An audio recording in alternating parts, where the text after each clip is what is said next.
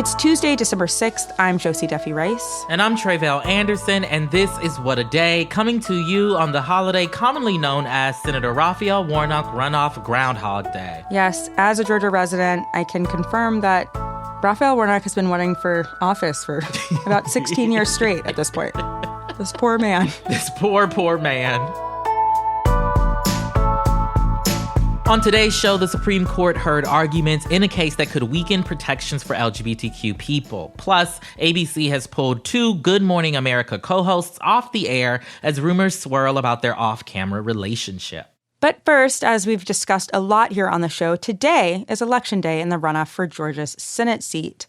Once again, in one corner, we've got Raphael Warnock, an accomplished minister, scholar, and community leader. In the other corner, we've got Herschel Walker, who is good at running on the football field and running from his kids. He runs from everything. And in the middle, we have Georgia voters who will decide the future of Congress, at least for the next 2 years. Georgia voters, we are counting on you, especially because, as you all may remember, everything came down to Georgia in the 2020 fight for the Senate, too. Yes, that was crazy. And after Senator Warnock and Senator Ossoff's runoff wins in 2021, the Senate was split, 50 voting with Democrats and 50 voting with Republicans, which gave Democrats the advantage, given that Vice President Harris was the tiebreaker. But this time, Warnock's seat would give Democrats 51 votes, not just 50. This may make the Georgia runoff seem less important, since it's not technically make or break. Democrats control the Senate no matter what. And now the Republicans control the House, which means only certain legislation will get in front of the Senate anyway. But it is worth noting that the Georgia race still matters a ton. Absolutely. And it's not just about passing legislation, right? It is not. In fact, one thing, among others, that Warnock's win would influence significantly is committees. So when the Senate is split 50-50, all committees reflect that, meaning that they are evenly split. But if Warnock wins, Democrats will get majorities on each committee. And that means an easier judicial nomination process, among other things. And it keeps Republicans from using all the tools they have to slow walk everything, including legislation, while giving Democrats more ability to do things like oversight investigations. Another reason this election matters, Manchin and Sinema. With Warnock as the 51st Democratic senator, the 2 most frustrating and poorly dressed, I must say, Democrats in the Senate will have less power to water down Democratic priorities. And it's good for them, too, right? Because it gives them a little cover. They no longer have to be worried about being the deciding vote. Joe Manchin doesn't have to, lose sleep every night about what he's going to tell his West Virginia constituents about voting, right? They don't have to be the deciding vote if Warnock wins, and that would be good news. Absolutely. Okay, so how is it looking right now? Pretty good, but I say that with a lot of caution, right? In fact, we don't totally know what it's looking like yet. Early voting numbers were higher than ever, breaking 3 daily voting records. But keep in mind that's partially because the minimum number of early voting days was cut down by almost 70%. We used to have a minimum of 17 days to early vote. Now it is a minimum of 5, thanks to Republican legislation. In total, though, about 1.8 million people voted during early voting, which is a pretty high number. But anything is possible, right? Early voting tends to favor Democrats, but day of voting could really go either way. So if you're in Georgia, make sure to vote today. Make the time, make the effort, make the space. There is absolutely no guarantee that Warnock wins. And then I might be stuck with a senator who has yet to form a coherent answer to literally any question he's ever been asked. And this is who y'all want to make legislation. Right. Okay. Y'all want him in the real Senate, not just the play Senate. It's not good. It is not. Thanks for that, Josie. Let's turn now to a story we've covered on the show before out of Hawaii on the island of Oahu.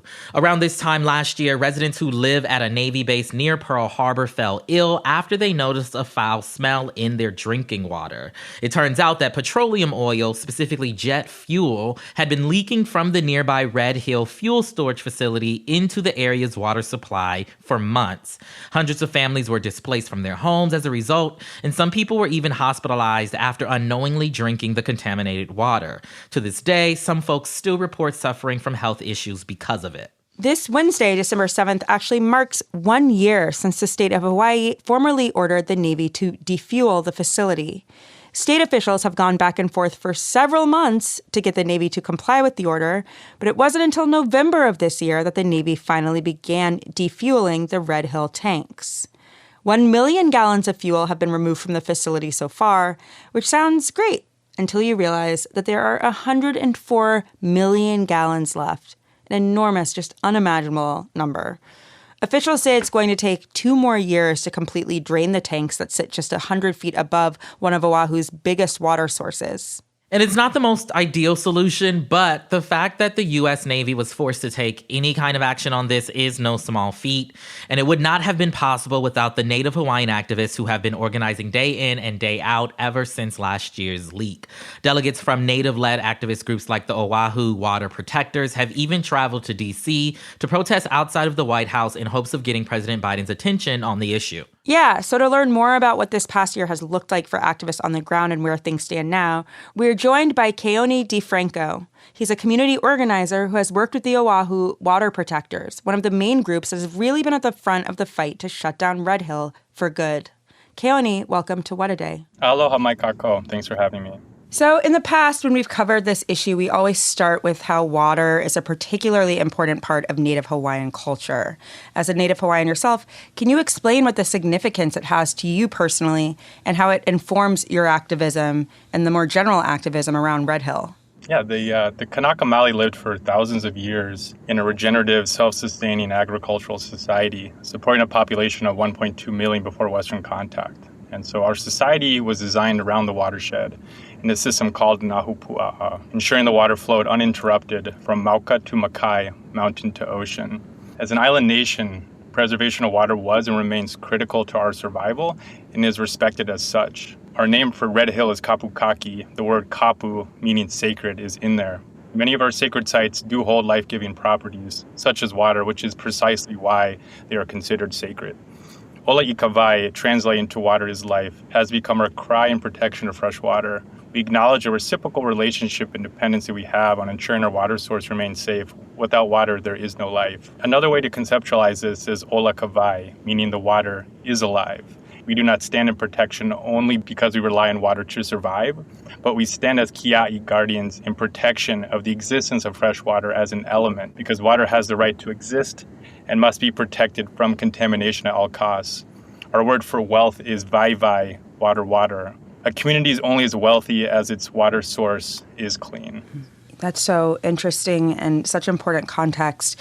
Can you tell us a little bit about when you started getting involved with the Water Protectors and what did your work look like during your time with them? For me, I was aware of the Red Hill spills in 2014, but it was really the spill last year when it became public in November that really hit home for me. My grandfather, Kanaka Maoli, was a member of the military who was born and raised in Ewa, devoted his career to service. It was very painful to have to speak with him about the Department of Defense poisoning his neighborhood, a place he gave his life to. So I really became involved intimately last fall. Gotcha. So now you just mentioned the leak from last year. You also mentioned 2014 as kind of another year that was important in this overall journey dealing with the leaks. How long have there been leaks and other issues at Red Hill specifically that you're aware of? Yeah, so the facility was built in the early 1940s. It wasn't declassified until about 1999. Our understanding now is that it has been an ongoing leak site since the very beginning. The facility itself has been corroded. I was in the facility earlier this year, and just walking around, you can tell that this site has not been maintained well. We just had another discharge of toxic chemicals last Tuesday. We had an estimated 1,300 gallons of AFFF, which is concentrated fire suppressant, which spilled onto the floor of Red Hill's tunnel and outside the entrance. AFFF contains PFAS, which is a forever chemical. Very small amount of this entering the water supply could have detrimental effects for multiple generations.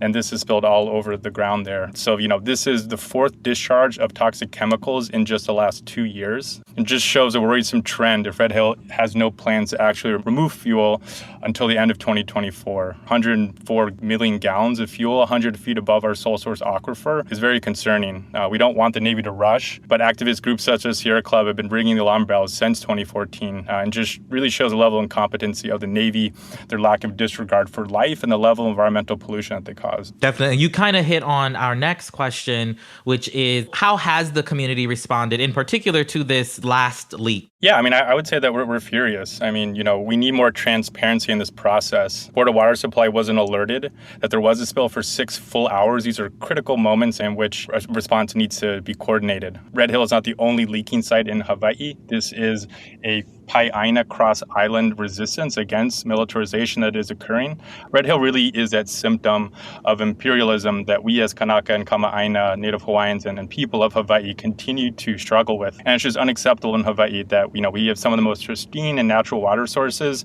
We're facing a water crisis solely as a result of, at the end of the day, what is criminal negligence by an occupying military force that simply doesn't have the right to be here in Hawaii.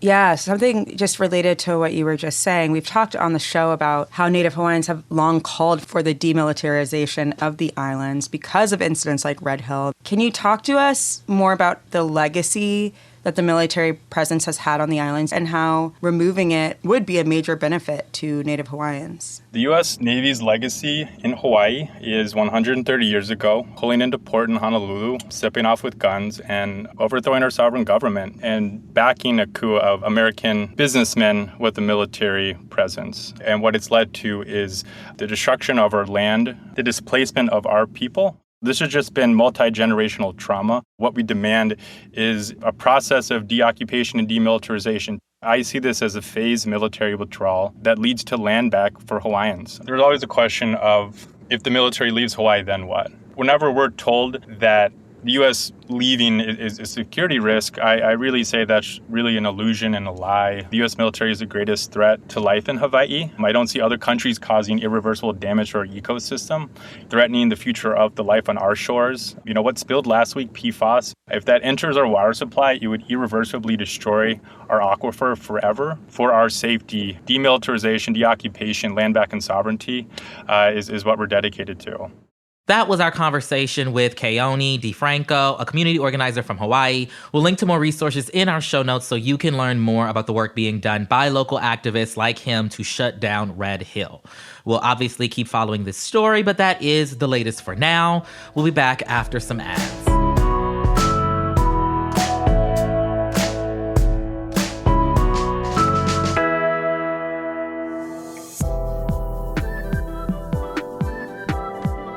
What Today is brought to you by Medcline.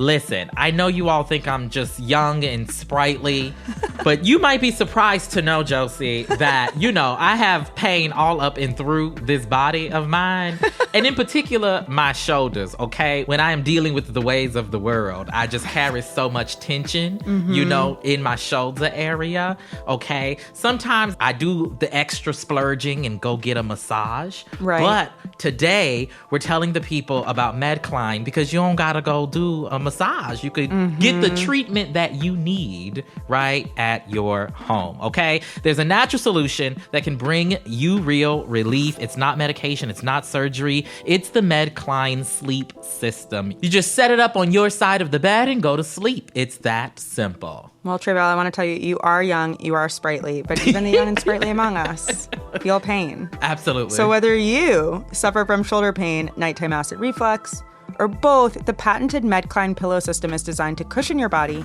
in a sleeping position that is supremely comfortable. And this isn't just like a wedge of foam. Medcline sleep systems are FDA-registered medical devices, and they're covered by FSA and HSA medical expense plans, so you can buy one with health savings funds before the end-of-year deadline. Medcline also comes with a 60-night sleep guarantee, so you can put an end to your nighttime discomfort risk-free. Now get 20% off when you go to medcline.com/WAD. Get 20% off and a better night's sleep today at medcline.com/WAD. This show is sponsored by BetterHelp. As the world's largest therapy service, BetterHelp has matched 3 million people with professionally licensed and vetted therapists available 100% online. Plus, it's affordable. Just fill out a brief questionnaire to match with a therapist. If things aren't clicking, you can easily switch to a new therapist anytime. It couldn't be simpler. No waiting rooms, no traffic, no endless searching for the right therapist. Learn more and save 10% off your first month at betterhelp.com/WAD. That's BetterHelp, HELP.com/WAD. What Today is brought to you by Lomi. One thing I discovered over the holiday break, Josie, is that the reason why I just naturally cook for 4 people, even though I'm the only one in this home, is because my parents overcook. It's just something that they do. And I began thinking to myself over the Thanksgiving break that these people need a lomi because they're not eating all of this food. They just throwing it away. I promise you. It's true. Like the amount of food I throw away daily because apparently you have to feed children, but they don't have to eat. That's what I've learned. It's crazy. That is something important to keep in mind. And you know that feeling, that little feeling of guilt where you're like, I'm throwing away food. That's not what I was taught to do. But the lomi can help you feel better about that. That's right. Composting can turn those scraps into something good for your yard and the planet. But now there's a fast and easy way to do it, even if you don't have a yard. Lomi is an electric composter that can turn your food waste into nutrient-rich dirt for your plants in less than 4 hours. There's no smell and no noise when it runs, and it's small enough to fit on your countertop. And it's cute, I have to say. Looks great. If you want to start making a positive environmental impact or just make cleanup after dinner that much easier, Lomi is perfect for you. Head to lomi.com/WAD and use the promo code WAD to get $50 off your Lomi. That's $50 off when you head to lomi.com/WAD and use promo code WAD at checkout. Food waste is gross. Lomi is your solution. With the holidays just around the corner, Lomi will make the perfect gift for someone on your shopping list. Let's get to some headlines. Headlines. The Supreme Court heard oral arguments yesterday in a case that could undercut LGBTQ rights. It involves a Colorado graphic designer who wants to create custom wedding websites, but won't make them for same-sex couples, citing her religious beliefs.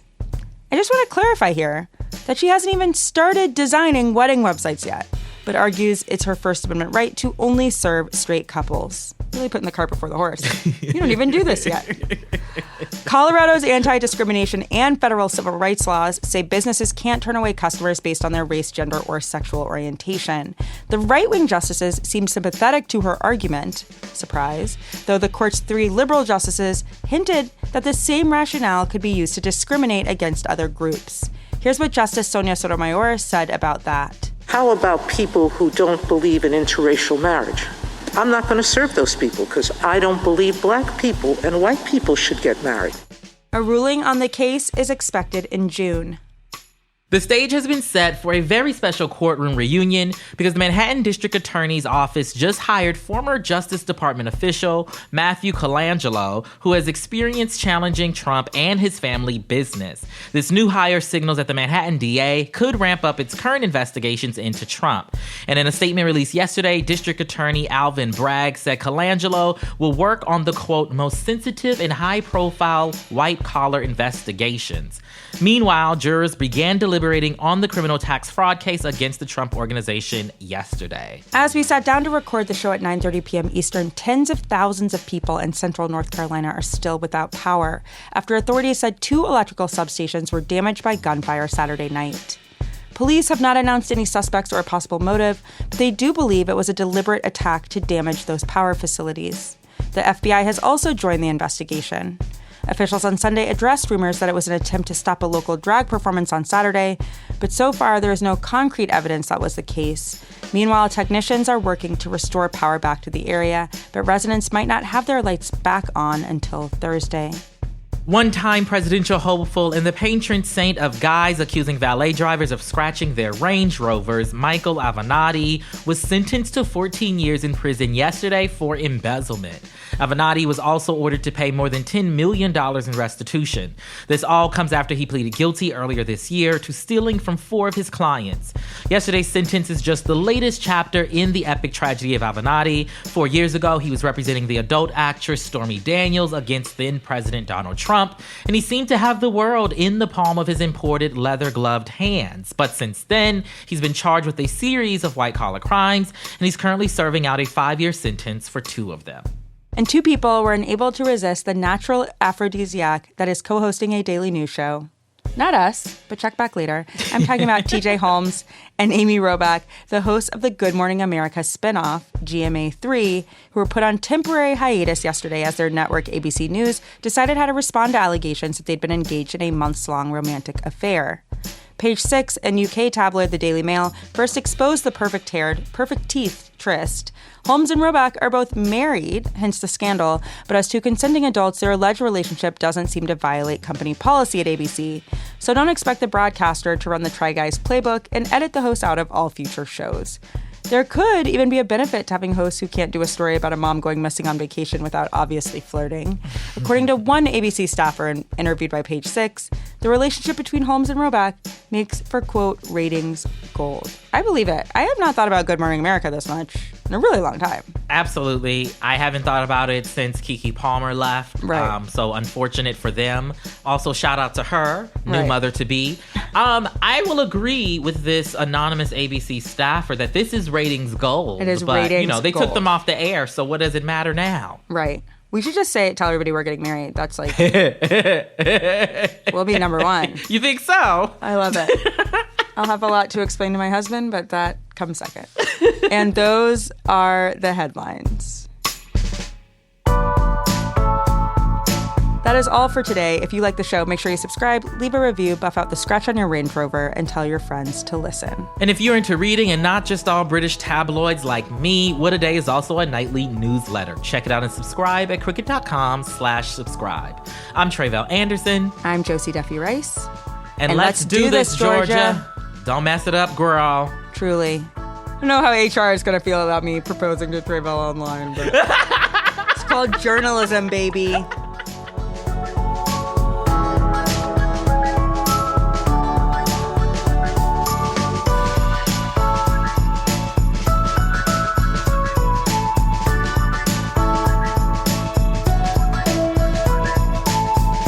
What a Day is a production of Crooked Media. It's recorded and mixed by Bill Lance. Jazzy Marine and Raven Yamamoto are our associate producers. Our head writer is John Milstein, and our executive producer is Lita Martinez. Our theme music is by Colin Gilliard and Kashaka.